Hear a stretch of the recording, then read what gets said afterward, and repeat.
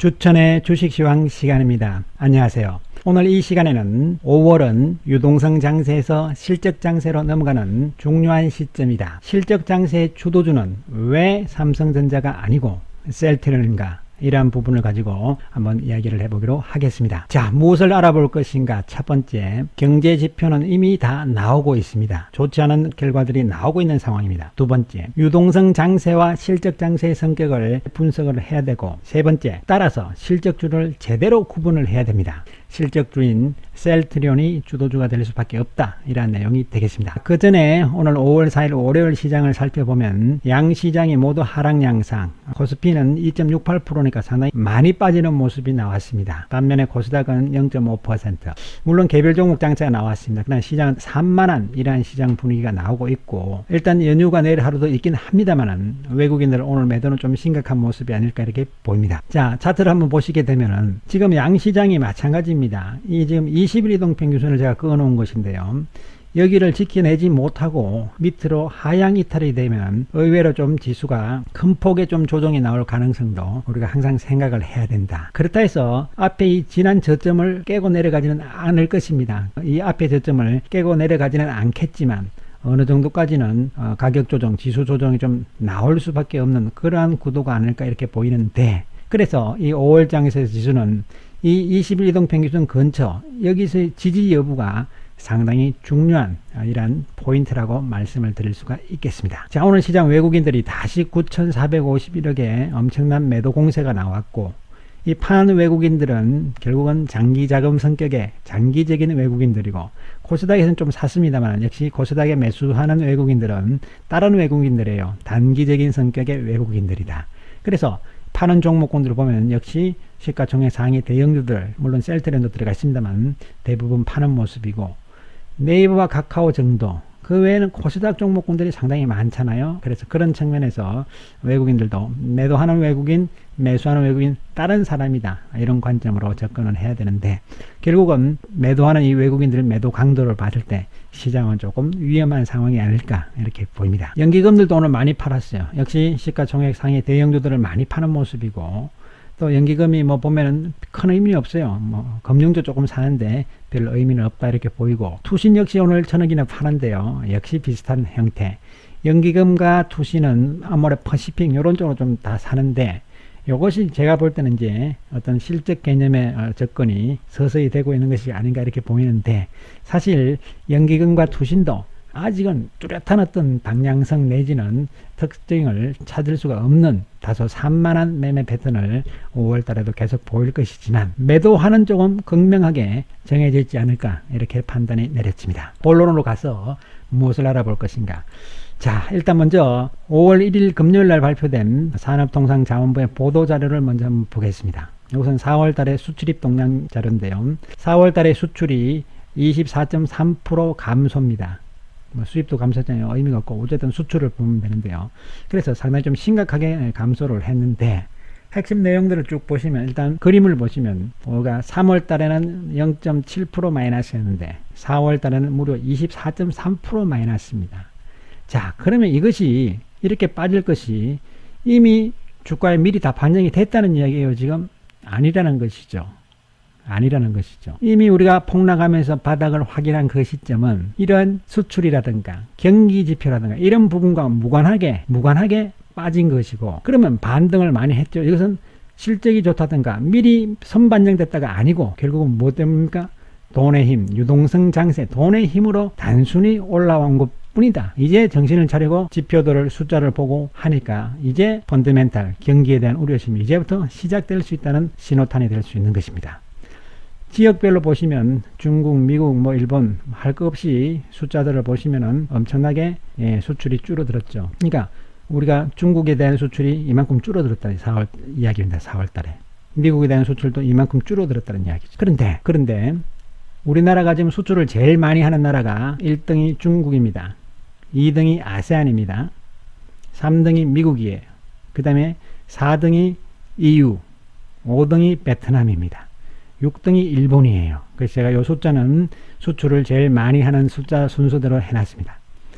자, 중국을 보시면 3월 달에는 우리가 중국으로 하는 수출이 6.2% 마이너스인데 4월 달에 17.9%입니다. 두 번째 아세안 2.7% 마이너스인데 3월 달에 4월 달에는 32.9% 마이너스입니다. 이렇게 줄고 있죠. 미국은 플러스였거든요. 3월 달에 16.8% 플러스였는데 4월에는 13.5% 마이너스로 바뀌고 있다는 것이죠. 그래서 1등, 2등, 3등 국가들을 봤을 때 지금 5월, 6월도 자신할 수 없다는 이야기입니다. 중국이야 지금 진정이 됐다 하지만 미국이라든가 아세안 동남아 국가들은 아직도, 그리고 EU도 아직도잖아요. 그래서 그런 상황들을 봤을 때 5월 달도 만만치 않게 나쁜 수치가 나올 가능성이 있다, 이렇게 봅니다. 자, 그럼 품목별로 보시면은 반도체 14.9% 줄었습니다. 쭉쭉 줄었죠. 예, 뭐 자동차 더 이상 볼 것도 없죠. 36.3%. 자, 무슨 통신기기? 핸드폰이죠. 33.4%. 가전 32%. 2차 전지 10.7%입니다. 그럼 늘어난 것은 컴퓨터 수출이 엄청 늘어났습니다. 그리고 바이오 헬스 쪽이 늘어났죠. 나머지 다 마이너스인데 유일하게 바이오 헬스와 컴퓨터다.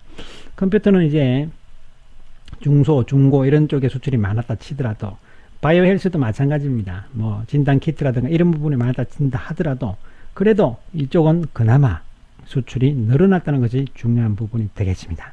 그래서 이런 부분을 봤을 때 시장은 이제 5월달을 고비로 해서 유동성 장세가 마무리되고 실적 장세로 바뀌는 본격적인 과정의 출발점이 바로 5월장이다, 이렇게 보입니다. 따라서 5월 장세에는 지수가 의외로 시장 전반이 한번 요동치는 그러한 상황은 언제든지 나올 수 있고, 이에 따라서 바이오주든 뭐 실적이 좋은 종목이든 다 같이 한번 빠질 수도 있습니다. 그러나 중요한 것은 회복을 어떻게 먼저 해나갈 것인가, 이런 부분들이 중요한 부분인데, 이 편은 우리가 한번 보여드렸던 편인데요.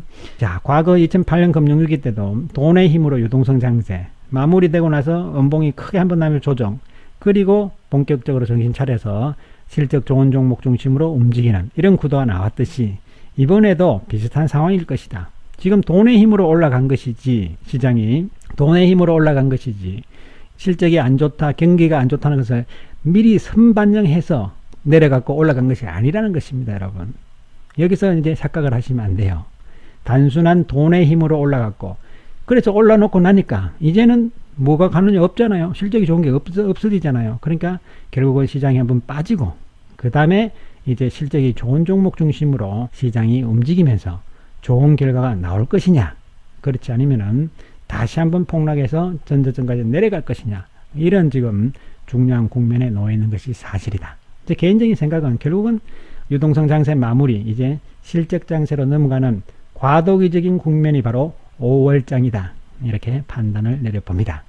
그래서 지금 업종별로 이렇게 보시면은 1월 20일부터 4월 말까지인데, 왜냐하면 이제 여기에 나왔듯이 이 사태 처음 환자 나온 시점부터 봤을 때 헬스케어 업종은 14.6% 상승입니다. 이것은 무엇을 이야기하는 것입니까, 여러분? 단순하게 올랐다는 개념이 아니고 실적 측면에서 이 사태와 별 영향이 없다는 것을 시장에서 이미 보여준 겁니다. 반면에 다른 업종들은 바로 이 사태가 향후의 실적에 악영향을 미칠 것이라는 개념에 의해서 다 이렇게 하락세를 하고 바닥에서 기술적 반등을 다 끝낸 것이죠. 자, 그렇다면은 이 움직임을 보더라도 당연히 헬스케어 쪽이 향후에 강력한 실적에 의한 주도주가 될 수밖에 없다는 것을 보여주는 대목이 아닐까, 이렇게 판단이 내려집니다. 그래서 우리가 셀트리온과 셀트리온 헬스케어, 물론 나머지 중소형 바이오주에 대해서는 제가 언급을 안 합니다.